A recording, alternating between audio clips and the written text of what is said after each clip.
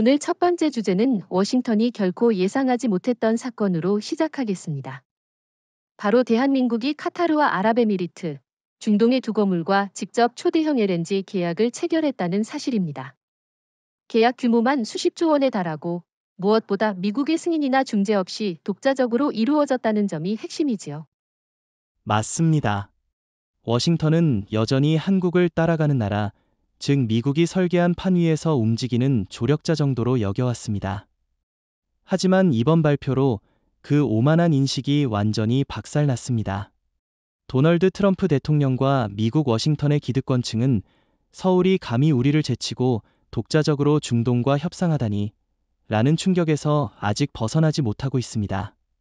여기서 주목할 점은 이재명 대통령의 결단력입니다. 불과 몇 년 전까지만 해도 워싱턴은 한국 대통령이 중동 에너지 협상에 나설 때 반드시 미국의 이해관계를 먼저 고려할 거라고 생각했어요. 하지만 이번엔 달랐습니다. 한국은 스스로의 전략적 이익을 우선시했고, 이는 사실상 에너지 독립선언에 가까운 메시지였죠. 그렇기 때문에 미국이 받은 충격은 단순히 경제적 충격이 아니라 전략적 패권에 금이 간 것입니다. 미국은 오랫동안 중동 에너지 질서를 장악해왔습니다. 그런데 카타르와 UAE가 워싱턴이 아니라 서울과 손잡았다는 사실은 세계가 보는 권력 지도의 변화를 의미합니다. 여기서 흥미로운 대목이 있습니다. 중국과 일본은 어떻게 반응했을까요? 중국의 시진핑은 속으로 분노했을 겁니다. 왜냐하면 중국은 오랫동안 카타르와 긴밀한 에너지 관계를 맺어왔지만 기술력과 신뢰성에서 한국에 밀려버렸기 때문이죠. 일본의 시게루 이시바 총리는 더 난감합니다. 일본은 에너지 의존도가 극도로 높은데 정작 한국이 이런 초대형 계약을 따내면서 일본은 완전히 소외된 모양새가 되었으니까요. 여기서 논쟁할 수 있는 포인트가 있습니다. 과연 미국이 정말 몰랐다일까요? 아니면 알고 있었지만 막을 방법이 없었던 걸까요? 제 생각에는 미국이 사전에 눈치챘을 가능성이 있지만 이미 협상이 너무 빠르게 진행되었고 한국이 전략적으로 비밀리에 움직였기 때문에 손쓸 겨를이 없었던 겁니다. 저는 조금 다르게 봅니다. 미국은 한국의 외교적 자율성을 끝까지 과소평가했기 때문에 애초에 주의를 기울이지 않았다고 생각해요. 트럼프는 늘 한국을 무기 구매자 정도로 취급했지 전략적 플레이어로 보지 않았습니다. 바로 그 과소평가가 오늘의 충격으로 이어진 것이죠. 동의합니다. 그 과소평가가 미국의 치명적인 실수가 된 겁니다. 이제 한국은 더 이상 단순한 소비국이 아니라 에너지 공급망을 설계하는 국가로 올라섰습니다.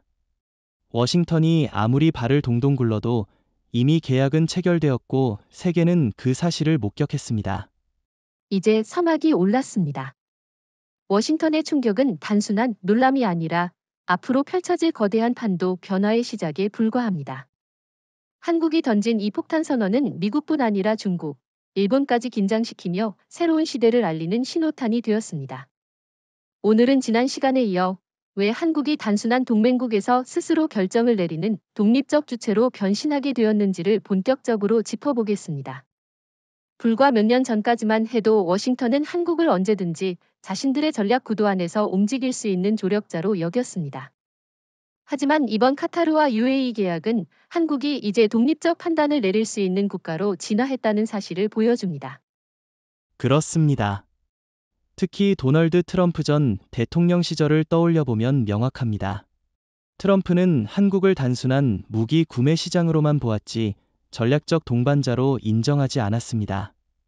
그는 방위비 분담금 인상 문제로 한국을 압박하고 심지어는 한국 없이는 미국이 지켜주지 않겠다는 식의 협박성 발언도 서슴지 않았습니다.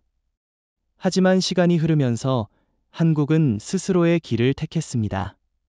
이재명 대통령의 이번 결단은 그 결과물입니다. 여기서 우리가 짚고 넘어가야 할 부분은 왜 지금이냐입니다. 왜 하필 지금 한국은 독자적인 결정을 내렸을까요? 제 생각에는 두 가지 요인이 있습니다. 첫째, 미국 주도의 글로벌 질서가 더 이상 안정적이지 않다는 점. 둘째, 한국 자체의 국력 상승입니다.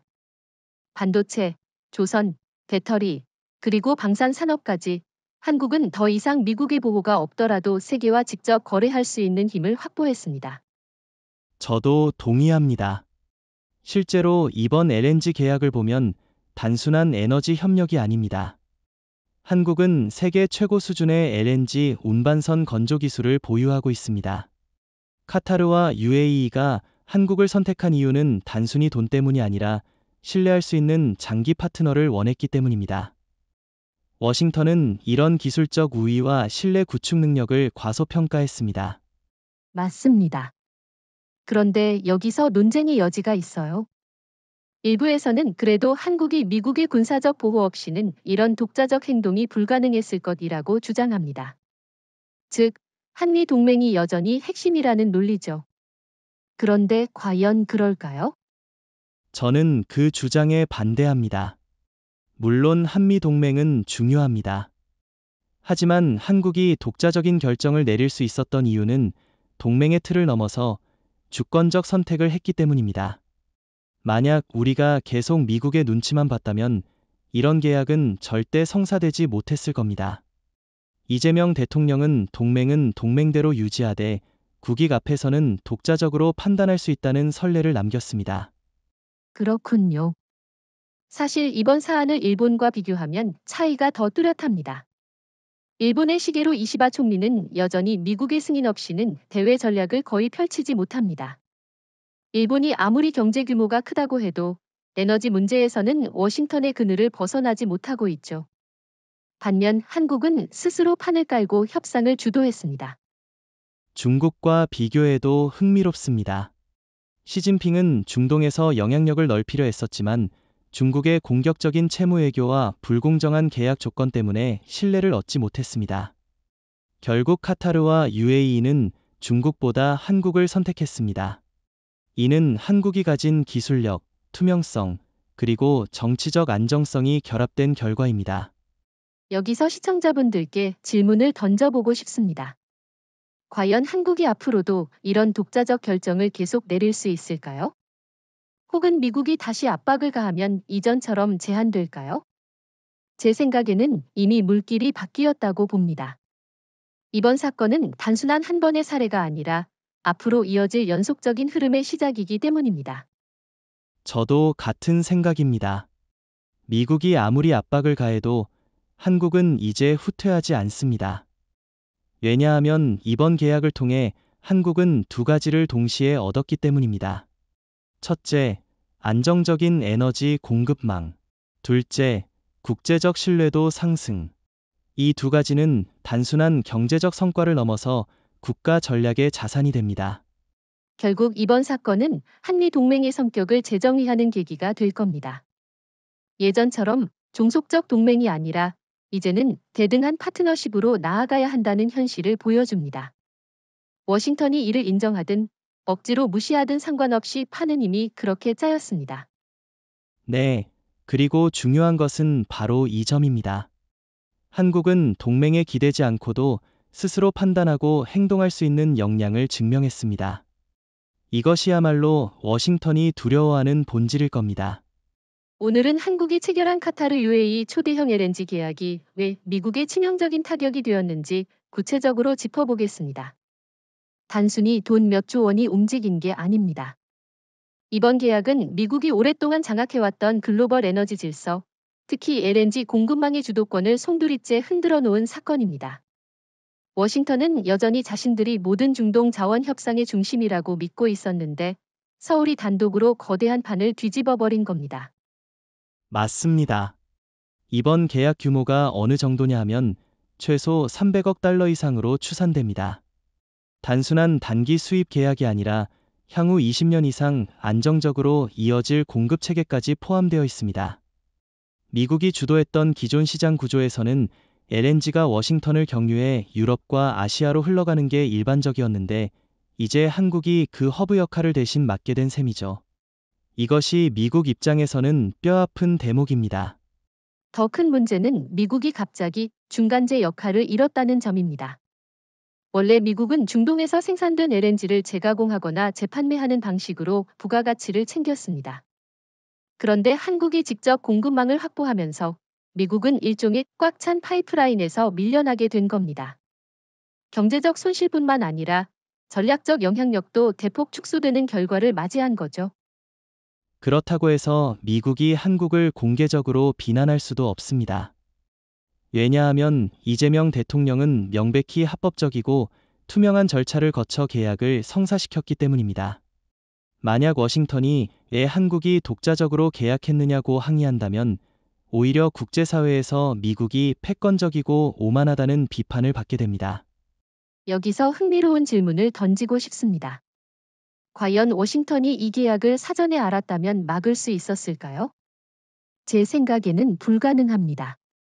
왜냐하면 카타르와 UAE가 미국보다 한국을 선택한 이유는 이미 명확했기 때문입니다.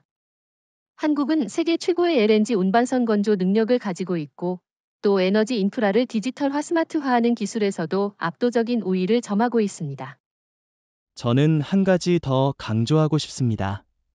한국은 에너지를 정치적 무기화하지 않습니다. 반면 미국은 언제나 제재, 압박, 조건부 지원으로 에너지를 다뤄왔습니다. 중동 국가들은 이런 미국식 접근에 피로감을 느껴왔습니다. 그래서 한국이 제시한 공정하고 상호 존중적인 협력 모델이 훨씬 매력적으로 보였던 겁니다. 맞습니다. 사실 중국과 일본도 이번 협상에 뛰어들었지만 결과는 참담했습니다. 중국은 자본력을 앞세웠지만 신뢰를 얻지 못했습니다.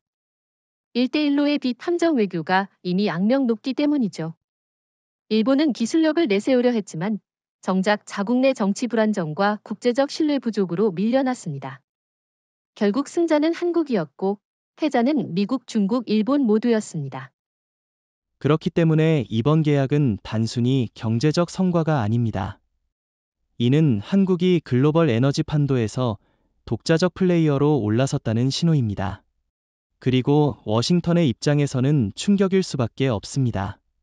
지금까지는 한국은 언제나 미국과 보조를 맞추는 나라라고 생각했는데 이번에는 보조가 아니라 선두에 섰으니까요. 여기서 또 한 가지 중요한 포인트가 있습니다. 미국이 이 상황을 방치하면 어떤 일이 벌어질까요? 유럽 국가들 역시 한국과 직접 계약하려 들 겁니다. 이미 독일, 폴란드, 프랑스가 한국의 에너지 협력 모델에 관심을 보이고 있습니다. 이렇게 되면 미국은 더 이상 글로벌 에너지 중개자 역할을 유지할 수 없게 됩니다. 그렇다면 워싱턴이 선택할 수 있는 대응은 뭘까요? 제재. 불가능합니다. 한국은 동맹국이고 미국이 억지로 압박할 경우 오히려 한미 관계 전체가 흔들릴 수 있습니다. 협상 재개. 이미 계약은 끝났습니다. 결국 미국은 뾰족한 수가 없다는 게 현실입니다.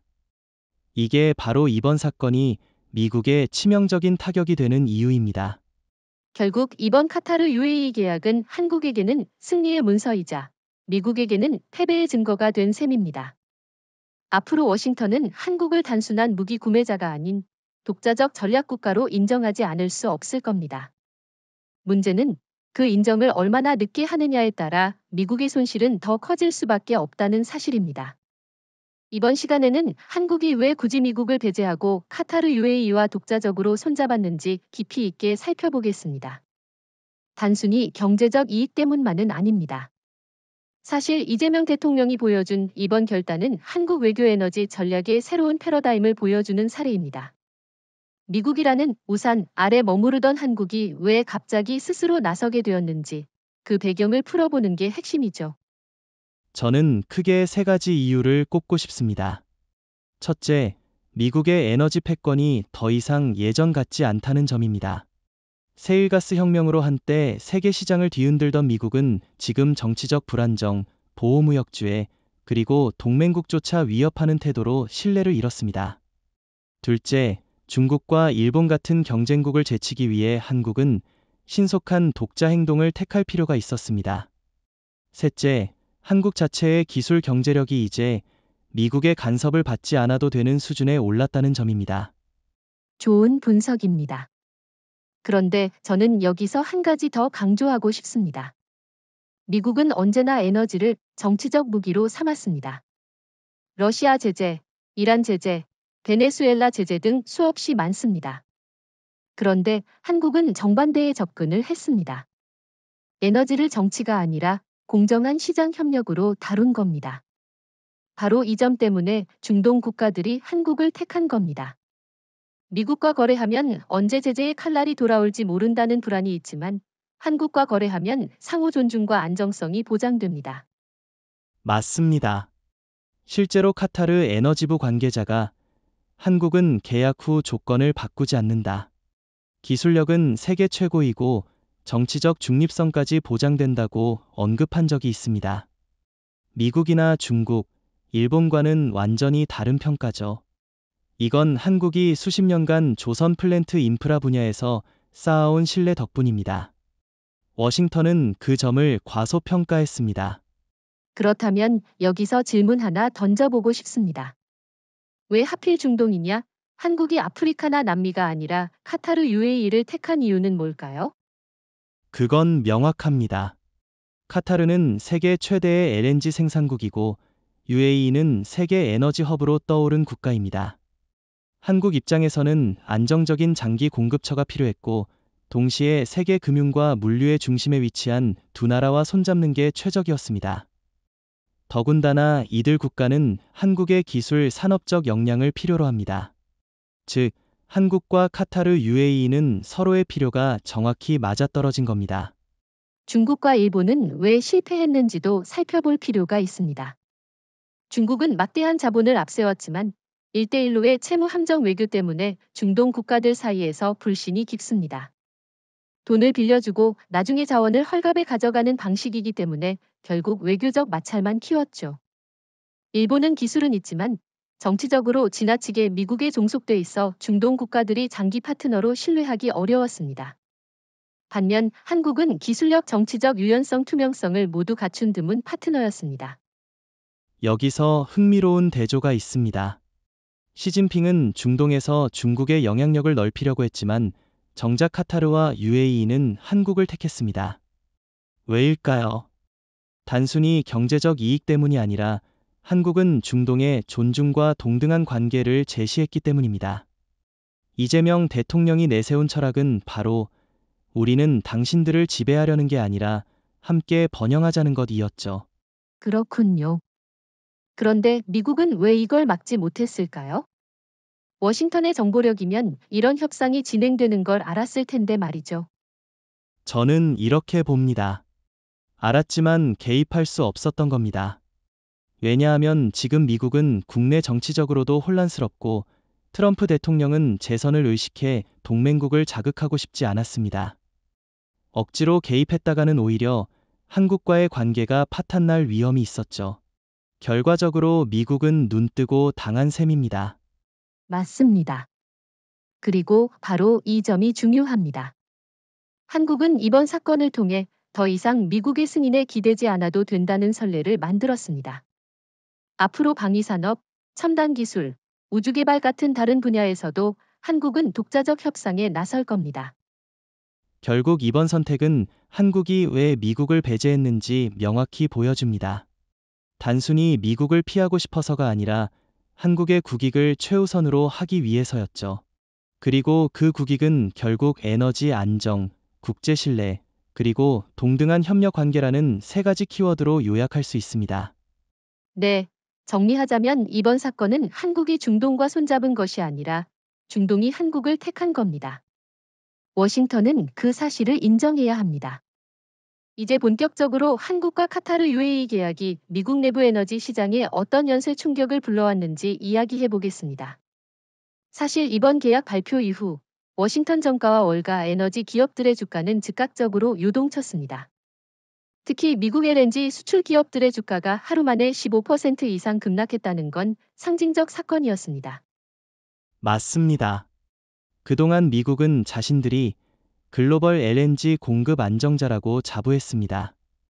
유럽의 에너지 위기가 발생했을 때도 미국은 우리가 LNG를 책임진다라고 선언했죠. 하지만 이번에 한국이 중동과 장기 직거래 계약을 체결하면서 유럽은 더 이상 미국만 바라보지 않게 됐습니다. 독일, 이탈리아, 프랑스 등 주요 국가들이 이미 서울을 통한 공급망 다변화를 검토하고 있다는 소식도 들려옵니다. 이건 미국으로서는 매우 위험한 시그널입니다. 그렇다면 질문 하나 던져봅시다. 왜 유럽 국가들이 한국을 더 신뢰하게 되었을까요? 단순히 가격 때문일까요? 아니면 다른 이유가 있을까요? 저는 가격보다 안정성과 신뢰성이 더 중요했다고 봅니다.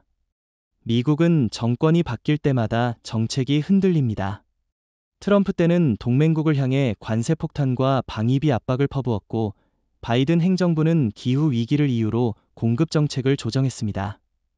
이런 불확실성 속에서 유럽은 안정적 공급망을 원했고, 한국은 바로 그 대안을 제시한 겁니다. 맞습니다. 게다가 한국은 단순히 LNG를 사오는 게 아니라 LNG 운반선 저장 시설 스마트 관리 시스템까지 풀 패키지로 제공할 수 있습니다. 카타르와 UAE가 한국을 선택한 이유도 여기 있고, 이제 유럽도 그 혜택을 함께 누리게 되는 것이죠. 반면 미국은 단순히 원자재만 공급합니다. 부가가치 면에서 이미 한국에 뒤처진 겁니다. 이제 미국 내 산업계도 타격을 피할 수 없게 됐습니다. 화학산업, 발전산업, 심지어는 항공자동차까지 LNG 가격에 민감하게 반응합니다. 그런데 이번 계약 발표 후 미국 국내 LNG 현물가가 급등하면서 미국 내 기업들이 한국 때문에 우리가 손해를 보냐는 불만을 쏟아내고 있습니다. 하지만 실상은 한국 때문이 아니라 미국이 독점적 지위를 유지하지 못했기 때문이죠. 흥미로운 건 트럼프 전 대통령이 이 상황에 대해 침묵하고 있다는 겁니다. 왜 그럴까요? 본인이 재임 시절 한국을 과소평가했던 과오가 다시 부각될까 두려운 겁니다. 그는 늘 한국은 우리 없이는 아무것도 못한다고 말했지만 현실은 정반대로 흘러가고 있습니다. 오히려 미국 기업들이 한국의 결정 하나에 따라 시장이 흔들리는 상황이 됐습니다. 그렇다고 해서 미국이 당장 보복에 나설 수도 없습니다. 왜냐하면 한국은 단순한 거래 상대가 아니라 동맹국이기 때문입니다. 만약 미국이 억지로 제재를 가한다면 이는 동맹 전체에 대한 신뢰를 스스로 무너뜨리는 행위가 됩니다. 결국 워싱턴은 속으로 분노하면서도 겉으로는 아무 말도 못하는 모순적 처지에 놓였습니다. 여기서 또 하나 중요한 효과를 짚고 넘어가야 합니다. 바로 아시아 시장입니다. 일본은 이번 사태로 가장 큰 타격을 입은 나라 중 하나입니다. 시게루 이시바 총리는 국내 언론으로부터 왜 한국은 성공했는데 일본은 실패했는가라는 집중 포화를 맞고 있습니다. 일본이 의존하던 미국식 공급망 모델이 한순간에 무너져 버렸으니까요. 중국도 마찬가지입니다. 시진핑은 이번 사건을 보고 크게 분노했을 겁니다. 중국은 1대1로를 통해 중동 자원을 독점하려 했는데 한국이 가로채버린 셈이니까요. 더군다나 한국은 채무 함정 같은 방식을 쓰지 않고도 신뢰를 얻어냈습니다. 이는 중국 외교 전략의 한계를 드러내는 상징적인 사건입니다. 결국 이번 계약은 단순한 에너지 계약이 아니라 미국 에너지 시장 자체를 뒤흔드는 도화선이 되었습니다. 시장 불안, 유럽과 아시아 동맹의 신뢰 상실, 일본과 중국의 좌절까지 모든 것이 한국의 손에서 시작된 겁니다. 정리하자면 한국은 이번 계약으로 에너지를 단순히 사는 나라에서 질서를 바꾸는 나라로 도약했습니다. 반대로 미국은 우리가 없으면 안 된다던 기존 논리를 잃어버리고 더 이상 독점적 지위를 유지할 수 없게 됐습니다. 앞으로 이 격차는 더 벌어질 것이고 워싱턴은 이제 한국을 동등한 전략 파트너로 인정하지 않을 수 없을 겁니다. 오늘 주제는 도널드 트럼프 전 대통령의 전략적 오판입니다. 그는 임기 내내 한국을 단순한 무기 구매국 정도로만 취급했고 진정한 전략적 파트너로 인정하지 않았습니다. 그 결과가 무엇인지 바로 지금 미국이 겪고 있는 굴욕입니다. 맞습니다. 트럼프는 늘 한국은 미국 없이는 아무것도 못한다 는 식의 발언을 반복했죠. 방위비 분담금 협상 때도 한국을 압박하며 사실상 협박에 가까운 언사를 했습니다. 그런데 문제는 이런 태도가 한국인들에게 자존심을 건드렸다는 겁니다. 그리고 이재명 대통령이 집권하면서 한국은 우리는 더 이상 들러리가 아니다 라는 메시지를 행동으로 보여주고 있습니다. 여기서 제가 던지고 싶은 질문은 이것입니다. 트럼프가 왜 그렇게 한국을 얕봤을까요? 일본은 존중하고 심지어 중국과도 신중하게 다뤘는데 유독 한국에게만 거칠게 대했습니다. 그건 트럼프가 한국의 잠재력을 끝까지 보지 못했기 때문입니다.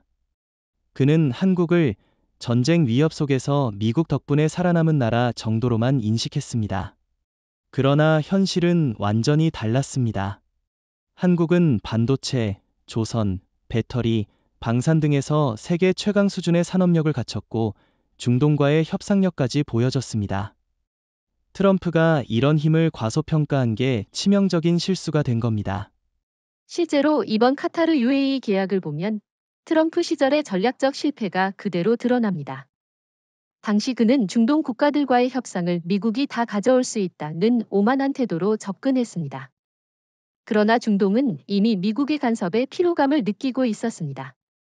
반면 한국은 겸손하게 기술과 신뢰를 앞세워 협상했습니다. 누가 승리했는지 결과가 말해주죠. 게다가 트럼프의 경제 정책도 문제였습니다. 그는 미국 우선주의를 외치며 한국산 철강, 자동차, 반도체에 고율 관세를 부과했습니다. 하지만 결과적으로 미국 기업들이 더 큰 피해를 입었고 한국은 오히려 위기를 기회로 삼아 공급망을 다변화했습니다. 이번 LNG 계약도 그 연장선에 있습니다. 미국만 바라보다가는 언제든 당한다는 교훈을 한국이 배운 거죠. 저는 여기서 한 가지 반론을 제기해보고 싶습니다. 혹시 트럼프의 이런 압박이 오히려 한국을 자립으로 이끈 촉매제가 된 건 아닐까요? 일리가 있는 주장입니다. 실제로 한국이 독자적 전략을 강화한 배경에는 미국의 과도한 압박이 큰 영향을 끼쳤습니다. 하지만 그렇다고 해서 트럼프의 행동이 의도적인 전략이었다고 보긴 어렵습니다. 그는 단순히 눈앞의 돈, 방위비 인상, 무기 판매에만 집착했을 뿐입니다. 결과적으로 한국은 강해졌고 미국은 스스로 약해진 겁니다. 이 점은 일본과 비교하면 더 선명해집니다.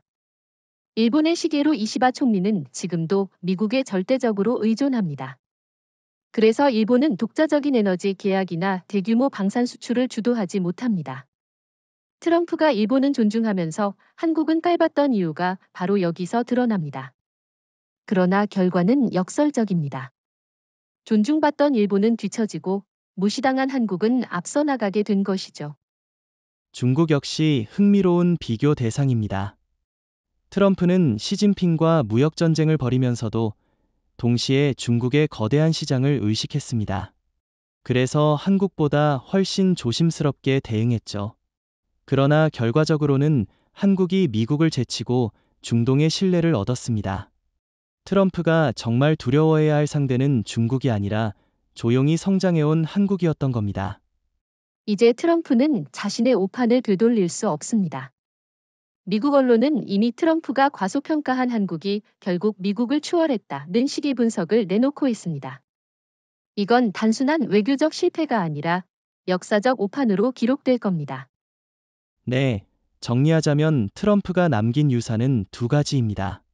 첫째, 동맹국을 무시하고 압박하다가 스스로 신뢰를 잃은 것. 둘째, 한국을 얕잡아 보다가 세계 무대에서 한국이 미국을 뛰어넘는 계기를 만들어준 것. 이게 바로 트럼프가 치른 대가입니다. 이번에는 미국이 왜 이번 사건에서 완전히 수세에 몰릴 수밖에 없었는지를 짚어보겠습니다. 사실 워싱턴은 세계 어느 지역에서도 주도권을 빼앗기지 않는다고 자부해왔습니다. 그런데 이번 한국의 독자 계약은 워싱턴을 뒤쫓는 입장으로 바꿔놓았습니다. 왜 미국은 대응조차 하지 못하고 끌려가고 있는 걸까요? 첫 번째 이유는 정보와 분석의 실패입니다. 미국은 세계 최고의 정보력을 자랑한다고 하지만 정작 한국이 카타르 UAE와 비밀리에 협상을 진행하는 동안 아무런 움직임을 보이지 못했습니다. 심지어 협상 막판까지도 워싱턴은 한국은 결국 미국과 보조를 맞출 것이라 믿었죠. 이건 오만이자 착각이었습니다. 맞습니다. 두 번째 이유는 정치적 한계입니다. 트럼프 대통령은 재선을 의식해 국내 지지층 결집에만 몰두했습니다. 그는 동맹을 관리하기보다는 동맹을 압박하고 갈라치기 하는 방식으로 정치적 이익을 얻으려 했습니다. 하지만 그 결과는 어땠습니까?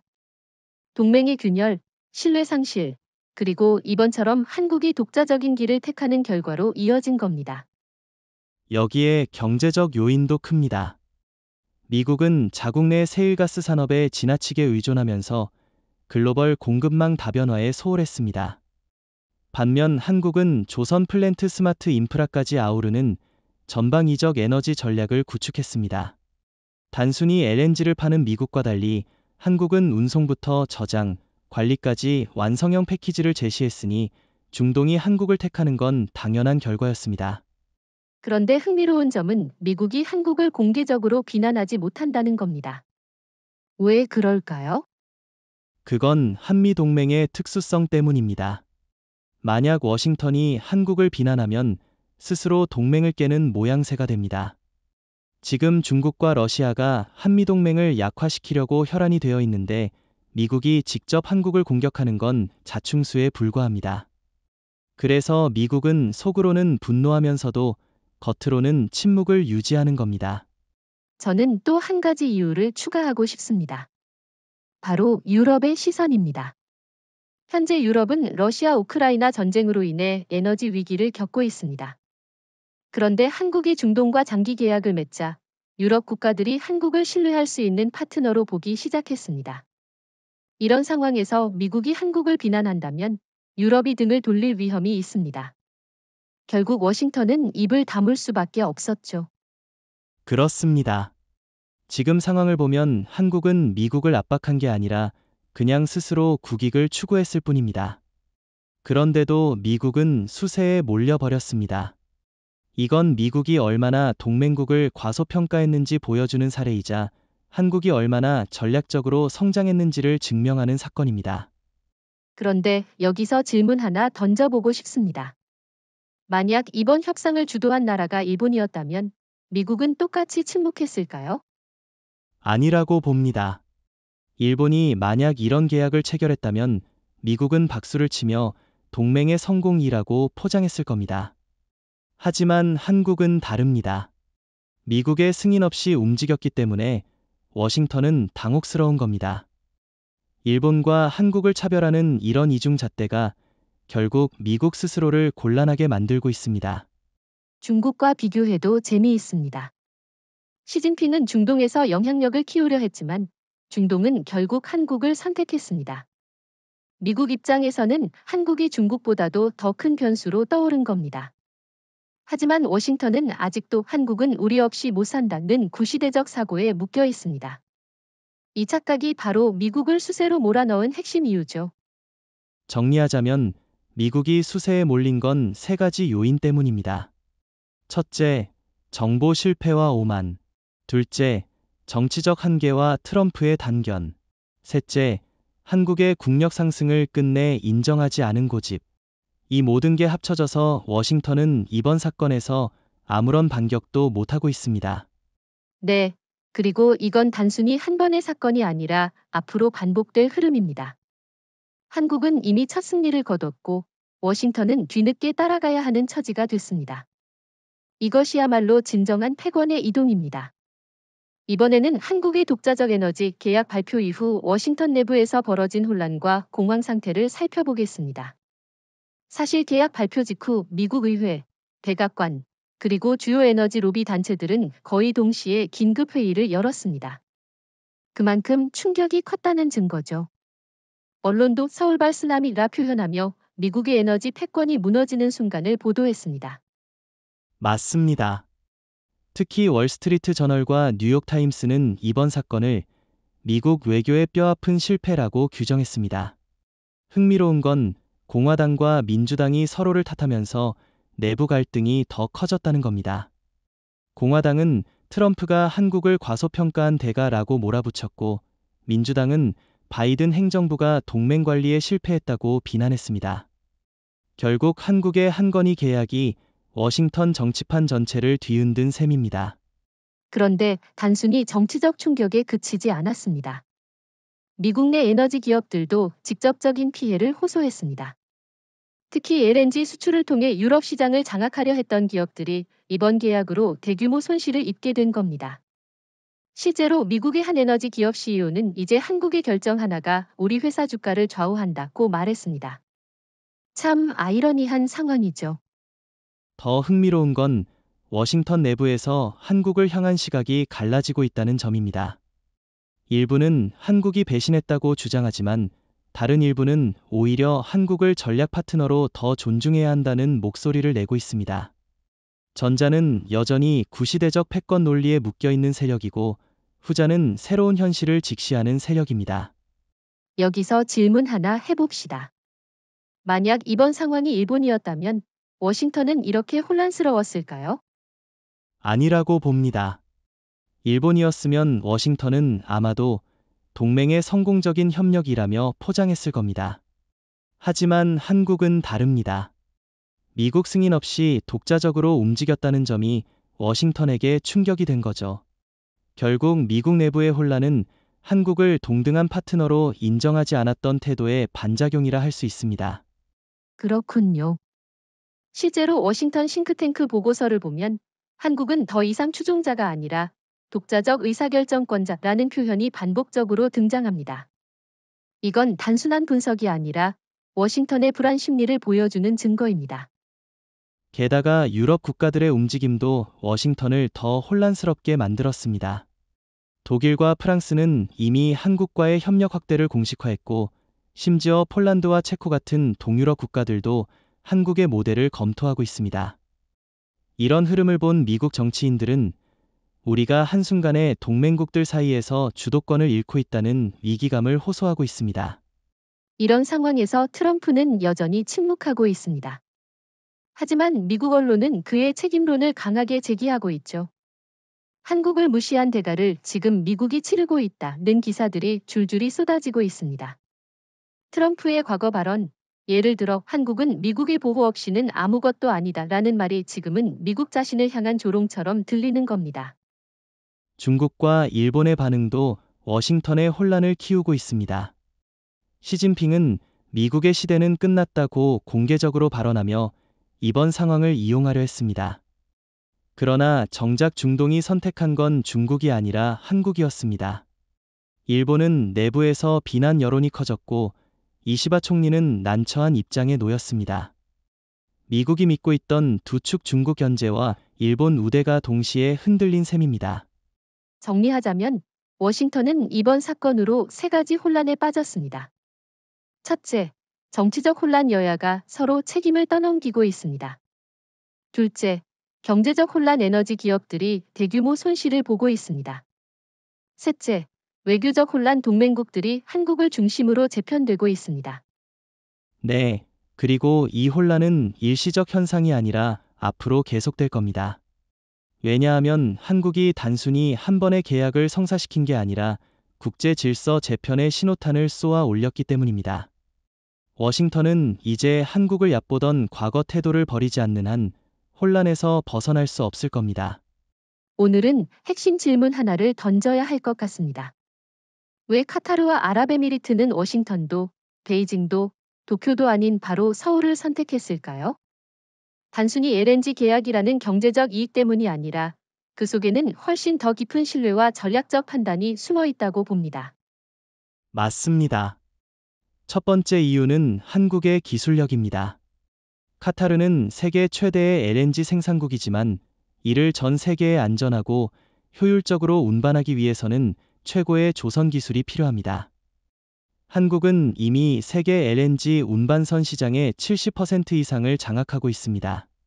세계 어디에서도 따라올 수 없는 독보적 기술이지요. 일본도 조선 기술이 있다고 주장하지만 현실은 이미 한국에 20년 이상 뒤처졌습니다. 중국은 값싼 노동력을 내세우지만 품질 문제가 계속 발생해 신뢰를 얻지 못했습니다. 그렇군요. 그런데 단순히 기술만으로 설명하기엔 부족합니다. 저는 두 번째 이유가 정치적 신뢰라고 봅니다. 카타르와 UAE는 미국과 거래할 때마다 늘 정치적 조건을 떠안아야 했습니다.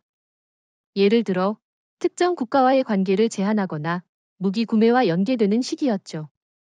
중국과 거래하면 비제더에 걸릴 위험이 컸고 일본은 지나치게 미국 의존적이라 독립성을 보장받기 어려웠습니다.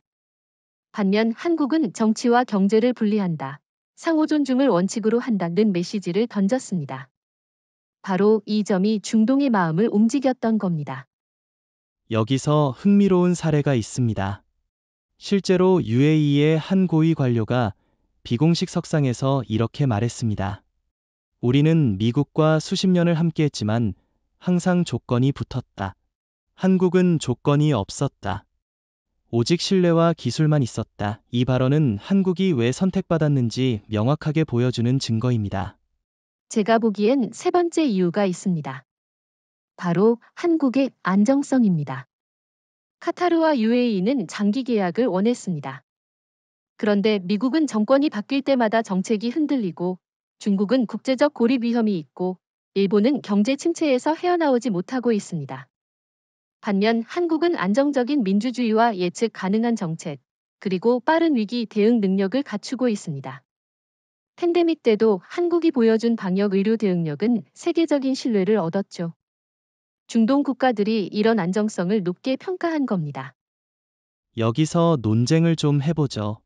일각에서는 중동이 한국을 선택한 건 단순히 미국에 대한 견제용이라고 말합니다.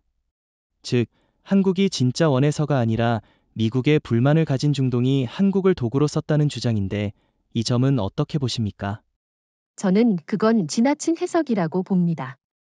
물론 중동이 미국의 오만한 태도에 불만을 갖고 있었던 건 사실입니다. 하지만 그렇다고 해서 아무 나라에게나 이런 대형 계약을 맡기진 않습니다. 수십 년짜리 에너지 생명을 거는 건데 신뢰와 기술이 없다면 불가능하죠.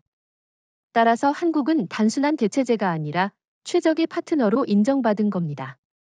동의합니다.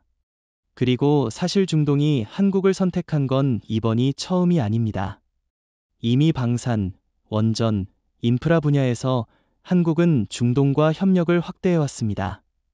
아부다비 원전, 사우디 메가 프로젝트 등에서 한국 기업들이 성과를 내면서 한국은 약속을 지키는 나라라는 평가를 받아왔습니다. 이번 LNG 계약은 그 신뢰의 연장선일 뿐입니다. 결국 네 번째 이유는 실적과 약속 이행입니다. 미국은 정치적 이해에 따라 계약을 뒤집은 전력이 많고 중국은 부도와 품질 문제가 잦았으며 일본은 기술력은 있지만 속도와 유연성이 부족했습니다. 반면 한국은 언제나 계약을 끝까지 지켜왔고 품질과 속도를 동시에 보장했습니다. 그렇다면 이렇게 정리할 수 있겠네요. 카타르와 UAE가 한국을 선택한 건 네 가지 때문입니다. 기술력, 정치적 신뢰, 안정성, 그리고 실적. 이 네 가지를 동시에 갖춘 나라는 한국밖에 없었습니다. 워싱턴이 아무리 분노해도, 중국이 아무리 돈을 들이밀어도, 일본이 아무리 미국을 등에 업어도 결국 승자는 한국일 수밖에 없었던 겁니다. 네, 그리고 이건 단순히 LNG 계약의 의미를 넘어섭니다. 앞으로 원전, 방산, 인공지능, 그린에너지까지 한국은 중동과의 협력을 확대해 나갈 겁니다. 카타르와 UAE의 선택은 시작일 뿐, 이제 한국은 글로벌 신뢰의 상징이 되었습니다. 오늘은 한국이 에너지 카드를 쥐게 되면서 어떻게 새로운 지정학적 중심에 서게 되었는지 살펴보겠습니다. 사실 한국은 자원 빈국으로 알려져 왔습니다. 그래서 늘 수입국으로만 취급되곤 했습니다. 하지만 카타르 UAE와의 계약 이후 상황은 완전히 달라졌습니다. 이제 한국은 단순한 소비자가 아니라 분배자이자 조정자로 변신했습니다. 맞습니다. 지정학적 판도가 바뀌었다는 표현이 과장이 아닙니다. 예를 들어, 과거엔 워싱턴이 중동 에너지를 지렛대 사마 동맹국들을 통제했습니다. 그런데 이제 유럽이 한국을 통해 안정적인 LNG를 공급받는다면 미국이 휘두르던 채찍은 무뎌질 수밖에 없습니다. 서울은 에너지를 새로운 협상 카드로 갖게 된 겁니다. 여기서 흥미로운 건 이재명 대통령의 구상입니다. 그는 단순히 한국이 에너지 계약을 땄다에 만족하지 않습니다. 이번 성과를 바탕으로 한국이 아시아, 유럽, 중동을 연결하는 에너지 허브 국가로 도약하려는 겁니다. 이는 과거 일본이 꿈꾸던 구상과도 비슷하지만 일본은 한 번도 성공하지 못했습니다. 이제 그 빈자리를 한국이 채우고 있는 겁니다. 그렇죠. 일본의 시게루 이시바 총리는 지금도 미국 승인 없이는 아무런 대외 전략을 펴지 못합니다. 반면 한국은 독자적으로 계약을 체결했고 그것도 세계 최대 생산국들과 협력에 성공했습니다. 이 차이가 바로 새로운 지정학적 균형을 만들어내는 핵심입니다. 그럼 중국은 어떨까요? 시진핑은 중국이야말로 글로벌 에너지 중심이라고 주장해왔습니다. 하지만 현실은 다릅니다. 중국은 돈은 많지만 신뢰가 부족합니다. 카타르 UAE조차도 중국의 채무 외교를 경계합니다. 결과적으로 중동은 중국 대신 한국을 선택했고, 이는 중국 외교의 패배를 의미합니다. 저는 이 지점에서 하나의 질문을 던지고 싶습니다. 에너지 카드를 쥔 한국이 앞으로 국제사회에서 어떤 방식으로 힘을 행사할 수 있을까? 단순히 경제적 이익을 넘어선 영향력을 확보할 수 있을까요? 저는 충분히 가능하다고 봅니다. 예를 들어 유럽이 러시아산 가스에 의존하다가 큰 타격을 입은 것을 떠올려 보십시오. 만약 한국이 안정적으로 LNG를 공급한다면 유럽은 한국의 목소리를 무시할 수 없게 됩니다. 기후변화 협상, 안보 문제, 무역 갈등에서 한국의 입장이 훨씬 더 강하게 반영될 겁니다. 흥미로운 포인트입니다. 사실 이미 그 조짐이 보입니다. 최근 독일이 한국과 기후 에너지 협약을 논의하면서 단순한 에너지 공급 계약을 넘어선 전략 동반자로 대우하기 시작했습니다. 이는 단순한 상업 계약이 아니라 국제 정치의 지형을 바꾸는 움직임이라 할 수 있습니다. 여기서 또 하나 강조하고 싶은 게 있습니다. 한국은 에너지를 무기화하지 않을 겁니다. 미국이나 러시아처럼 우리 말 안 들으면 끊겠다는 식의 협박 대신 신뢰와 상호 존중을 기반으로 에너지를 다룰 겁니다. 이게 바로 한국이 가진 가장 큰 지정학적 강점입니다. 그 점이 중요합니다. 중동이 한국을 선택한 것도 결국은 그 철학 때문이었습니다. 한국이 에너지를 무기로 삼지 않고 협력의 도구로 삼았기 때문에 카타르와 UAE는 안심하고 장기 계약을 맺을 수 있었던 거죠. 정리하자면 이제 한국은 단순한 수입국이 아닙니다. 에너지 카드를 쥔 지정학적 중심국가로 도약했습니다. 워싱턴이 이를 인정하지 않으려 해도 현실은 이미 바뀌었습니다. 네, 앞으로 한국은 이 에너지 카드를 기반으로 방산, 반도체, 인공지능 등 다른 분야에서도 협상력을 강화할 겁니다. 새로운 지정학은 이미 시작됐고 그 중심에 대한민국이 서 있습니다. 오늘은 한국의 독자 계약으로 인해 미국이 오랫동안 쥐고 있던 에너지 독점 지위가 어떻게 무너졌는지를 살펴보겠습니다. 사실 미국은 2차 세계대전 이후 석유와 가스를 무기 삼아 세계 패권을 유지해왔습니다. 특히 중동과의 거래에서 최종 승인권을 자신들이 쥐고 있다고 믿었죠.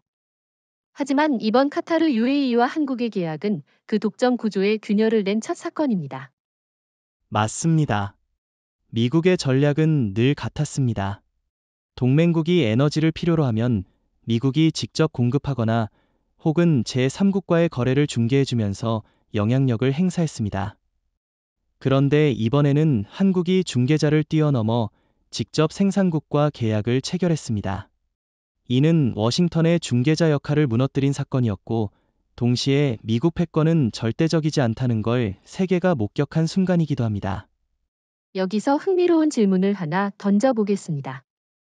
미국의 독점이 깨졌다면 그 파급 효과는 어디까지 확산될까? 단순히 에너지 시장일까요? 아니면 더 넓은 패권 구조까지 흔들릴까요? 저는 분명히 더 넓은 영역까지 이어질 거라고 봅니다. 에너지는 단순히 경제 문제가 아니라 안보와 직결됩니다. 미국은 에너지 독점을 통해 군사 외교적 영향력까지 확보했는데 이제 한국 같은 중견국이 그 질서를 흔들기 시작했습니다. 유럽 국가들이 한국과 협력하기 시작하면 미국은 더 이상 최종 결정권자가 될 수 없습니다. 결국 NATO 내부에서도 미국의 영향력이 약화될 수 있습니다. 맞습니다. 실제로 독일, 프랑스, 심지어 폴란드 같은 나라들이 이미 한국과의 직접 협력에 관심을 보이고 있습니다. 과거 같으면 워싱턴의 눈치를 보느라 한국과의 독자 계약을 망설였겠지만 지금은 오히려 미국을 거치지 않는 게 더 안전하다는 분위기가 형성되고 있습니다. 이건 중국과 일본에도 똑같이 타격이 됩니다. 중국은 세계 2위 경제 대국임에도 불구하고 중동에서 신뢰를 얻지 못했습니다. 일본은 기술력이 있음에도 정치적 독립성이 부족해서 큰 계약을 따내지 못했습니다. 결국 한국이 미국의 독점을 깨뜨리면서 동시에 중국과 일본을 제쳤다는 뜻입니다. 그런데 미국 내부에서는 여전히 우리는 세계 패권국이라는 착각이 남아 있습니다. 최근 트럼프가 한 연설에서 한국이 계약을 해도 결국 우리 없이는 불가능하다고 주장했죠. 하지만 현실은 정반대입니다. 한국은 미국의 승인 없이도 가능했고 그 결과 미국의 독점 구조가 깨진 겁니다. 트럼프의 그런 발언이야말로 미국이 얼마나 현실을 부정하고 있는지를 보여줍니다. 워싱턴은 지금 한국을 인정하지 않으면 더 큰 균열을 맞을 수밖에 없습니다. 동맹국들이 하나둘 한국 쪽으로 이동하면 미국의 동맹 네트워크 자체가 약해질 수 있습니다. 저는 여기서 한 가지 사례를 들고 싶습니다.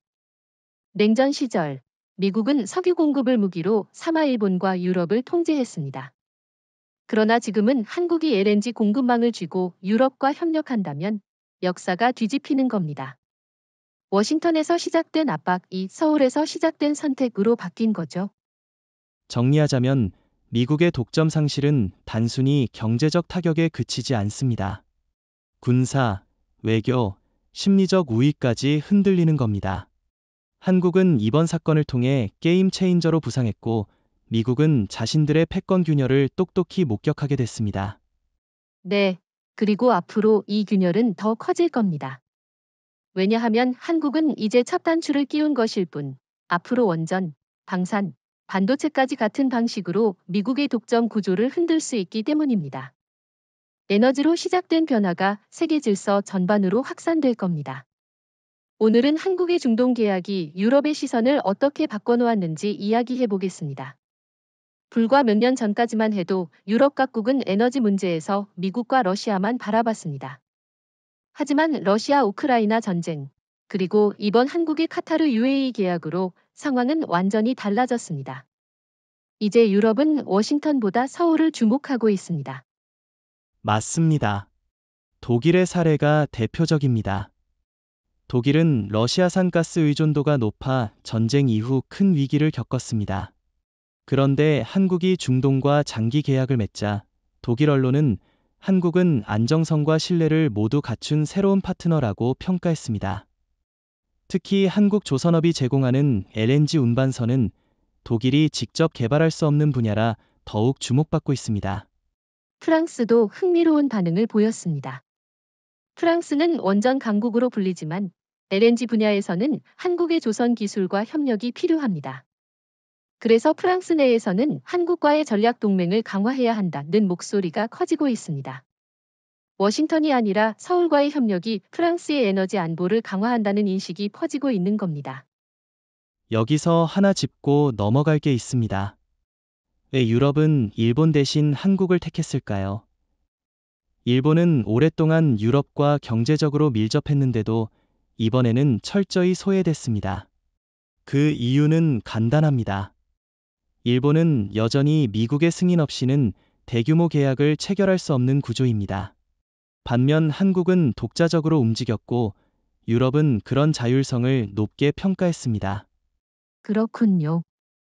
그런데 중국은 어떻습니까? 시진핑은 유럽을 대상으로 중국이야말로 에너지 기술의 대안이라고 선전했지만 유럽 국가들은 오히려 중국을 경계했습니다. 그 이유는 투명성 부족과 정치적 의도 과잉이죠. 유럽은 더 이상 중국과의 계약을 안정적으로 보지 않습니다. 그 대신 한국이 보여준 신뢰성, 계약 이행 능력, 기술 우위를 인정하고 있는 겁니다. 맞습니다. 실제로 영국의 한 싱크탱크 보고서에서는 21세기 유럽의 새로운 에너지 파트너는 한국이 될 가능성이 크다는 분석이 나왔습니다. 과거라면 이런 보고서에서 한국이 언급조차 되지 않았을 겁니다. 그런데 지금은 한국이 에너지 안보, 공급망 안정성의 핵심 파트너로 거론되고 있습니다. 여기서 질문 하나 던져봅시다. 유럽이 워싱턴보다 서울을 주목하게 되면 NATO 내부 균형은 어떻게 변할까요? 그건 엄청난 변화로 이어질 수 있습니다. 지금까지 NATO의 에너지 안보는 사실상 미국이 주도해왔습니다. 하지만 만약 유럽이 한국과 직접 협력하기 시작하면 미국의 영향력은 줄어듭니다. 대신 한국이 새로운 협상 테이블에 올라서게 됩니다. NATO 내에서 한국은 공식 회원국은 아니지만 사실상 전략 파트너로 간주될 수 있습니다. 이건 미국 입장에서 굉장히 불편한 시나리오입니다. 워싱턴은 늘 유럽을 자신들의 고객으로 생각했는데 이제 그 고객들이 서울과 거래를 시작한 겁니다. 더군다나 한국은 군사기술, 반도체, 배터리까지 함께 제공할 수 있으니 유럽 입장에서는 워싱턴보다 훨씬 매력적입니다. 그렇습니다. 예를 들어 폴란드는 이미 한국의 K2 전차, K9 자주포를 도입하면서 방산 협력을 강화했습니다. 여기에 에너지까지 더해진다면 폴란드는 사실상 미국이 아닌 한국 중심의 안보 에너지 모델을 따르게 될 수 있습니다. 이건 단순한 에너지 협력을 넘어 유럽 안보 질서를 재편하는 요소로 작용할 겁니다. 정리하자면 유럽은 지금 새로운 선택을 하고 있습니다. 과거엔 워싱턴이 당연한 선택이었지만 이제는 서울이 대안이자 더 나은 파트너로 부상했습니다.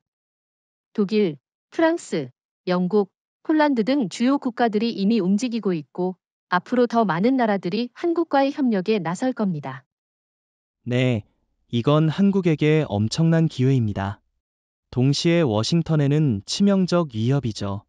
유럽의 시선이 워싱턴에서 서울로 옮겨가고 있다는 사실은 미국 패권 균열의 상징적 장면이며 한국의 도약을 알리는 결정적 순간입니다. 이번에는 미국 내부에서 다시 불거진 트럼프 책임론을 다뤄보겠습니다. 한국의 독자 계약 소식이 전해진 이후 미국 언론과 정치권은 일제히 트럼프의 과거 행적을 다시 꺼내 들었습니다. 트럼프가 한국을 무시하고 과소평가했기 때문에 오늘의 실패가 초래됐다는 목소리가 커지고 있습니다. 맞습니다. 실제로 워싱턴 포스트는 사설에서 이렇게 썼습니다. 트럼프가 동맹을 장사수단으로만 바라본 결과 한국은 미국을 제치고 독자적 길을 걷게 되었다. 이는 미국 외교의 최대 패착 중 하나로 기록될 것이다. 트럼프가 임기 내내 방위비 분담금 인상만을 집착했고 동맹의 전략적 가치를 무시한 결과가 지금의 굴욕이라는 지적입니다. 여기서 흥미로운 점은 미국 국민들도 이제 이런 시각을 공유하기 시작했다는 겁니다. 트럼프 지지자들조차 한국이 이렇게 커질 줄 몰랐다.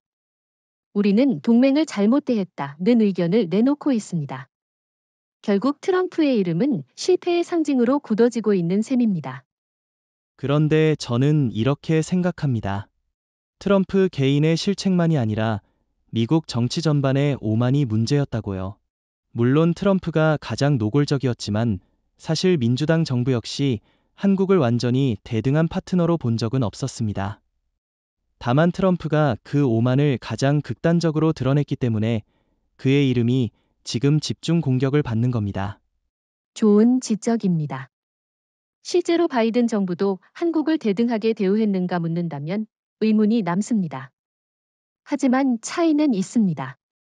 바이든은 최소한 협력의 틀을 유지하려 했지만 트럼프는 공개적으로 한국은 미국 없이는 아무것도 할 수 없다는 발언을 서슴지 않았습니다.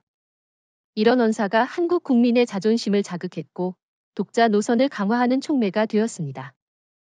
게다가 트럼프의 경제 정책도 한국을 자극했습니다.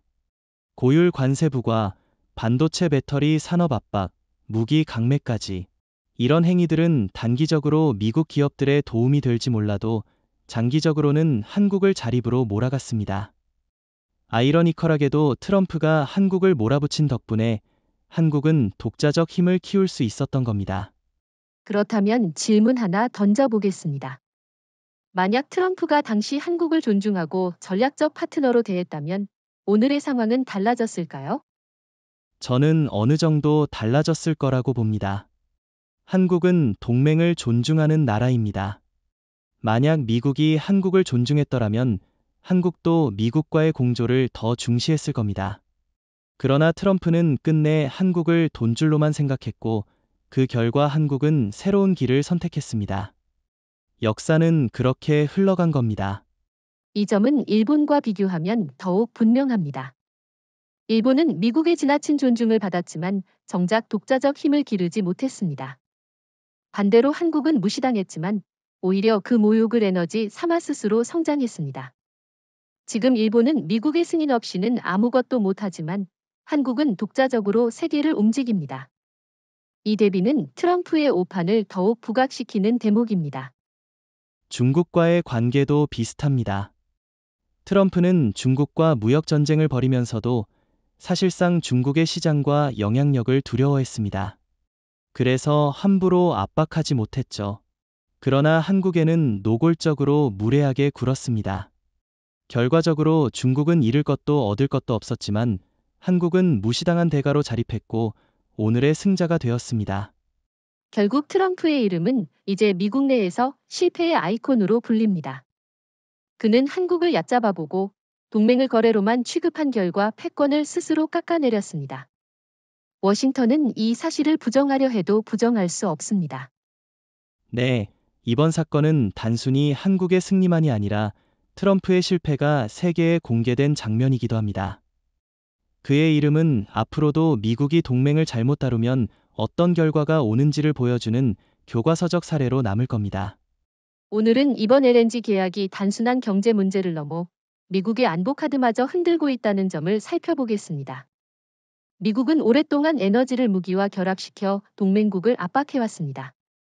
안보를 지켜주니 에너지와 무역에서는 우리의 조건을 따라라라는 식이었죠. 그런데 이제 한국이 에너지 카드를 손에 쥐게 되면서 워싱턴이 활용하던 안보 압박의 힘이 크게 약화됐습니다. 맞습니다.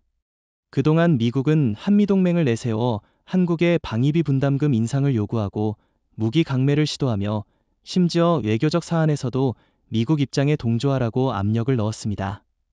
그런데 한국은 더 이상 일방적으로 끌려가지 않습니다. 왜냐하면 한국은 에너지 공급망에서 독립적인 힘을 확보했고 이제 미국의 압박을 견제할 카드가 생겼기 때문입니다. 여기서 질문 하나 던져봅시다. 과연 미국이 여전히 한국은 안보 의존국이라는 논리를 내세울 수 있을까요? 이제는 불가능하다고 봅니다. 물론 한미동맹은 여전히 중요합니다.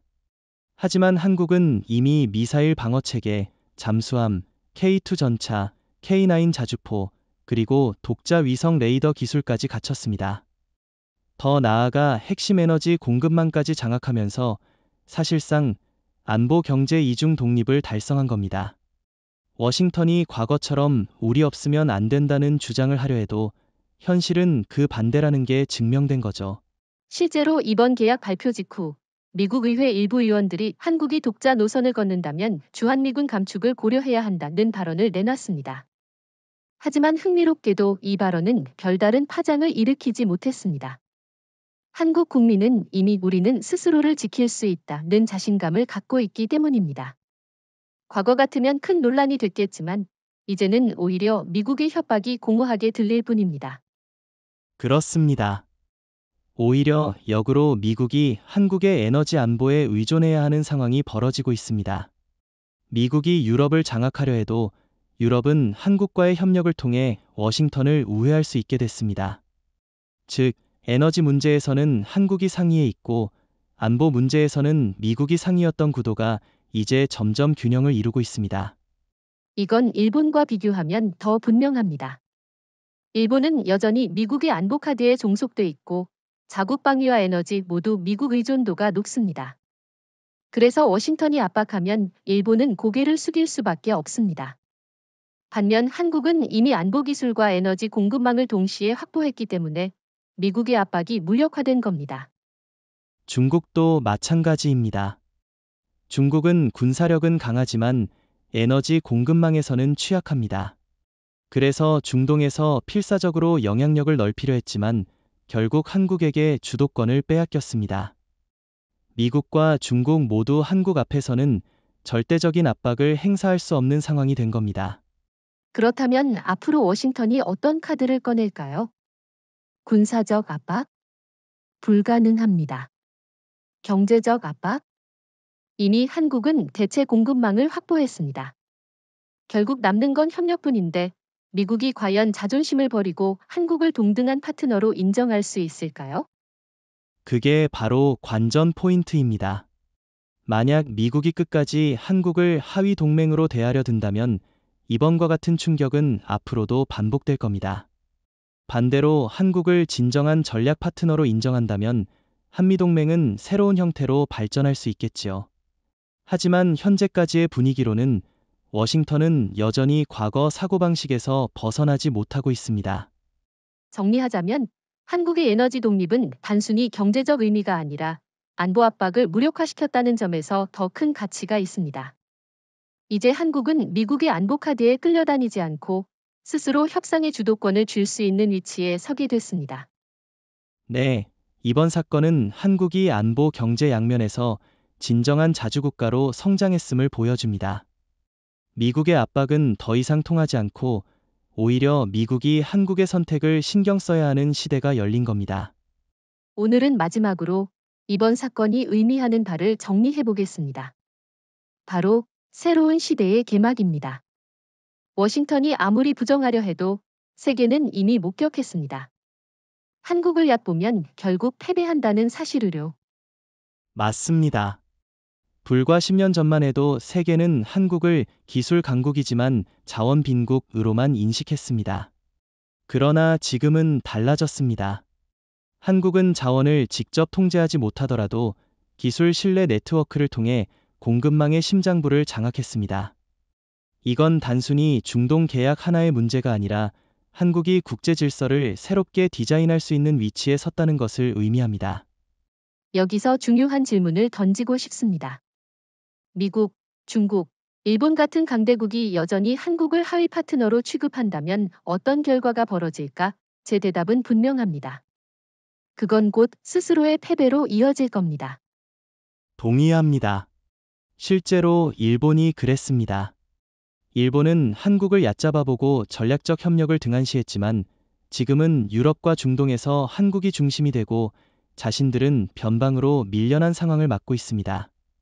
중국 역시 한국을 과소평가했지만 결과적으로 중동의 신뢰를 잃고 한국에게 주도권을 빼앗겼습니다. 그리고 미국은 트럼프 시절 한국을 돈줄로만 대했지만 지금 그 대가를 치르고 있는 겁니다. 이번 사건은 단순히 외교적 승리가 아닙니다. 한국 사회 전반에 던지는 메시지도 큽니다.